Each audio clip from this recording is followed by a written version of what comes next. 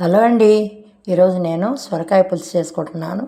సొరకాయ ముక్కలు, ఉల్లిపాయలు, టమాటాలు, కరివేపాకు, పచ్చిమిరపకాయలు, కొత్తిమీర. ఈ సొరకాయ పీల్ తీయొద్దండి, ఇది తీయద్దు. దీన్ని ఫోర్క్తో కానీ స్పూన్తో కానీ ఇట్లా కన్నాలు చేసుకోవాలి.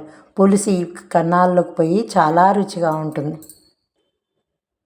చింతపండు పులుసు ఇది. ఒక స్పూన్ బియ్యం పిండి తీసుకొని ఇట్లా నీళ్ళల్లో కలిపి పోసుకో. పులుసు బాగా మరుగుతుంది. ముక్క చూడండి ఇట్లా బాగా ఉడకాలి. ఉడికాక ఈ బియ్యం పిండి కలిపిన నీళ్ళు ఇందులో పోసుకోవాలి. ఆల్రెడీ ఇందులో ఉప్పు కారం వేసాను.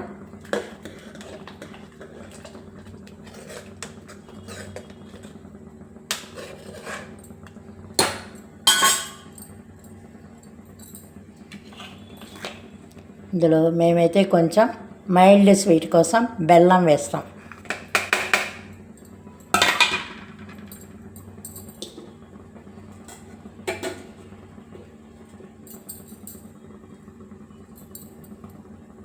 నూనెలో ఆవాలు, జీలకర్ర, 4 మెంతులు వేసుకొని ఇలా పోపు చేసుకో.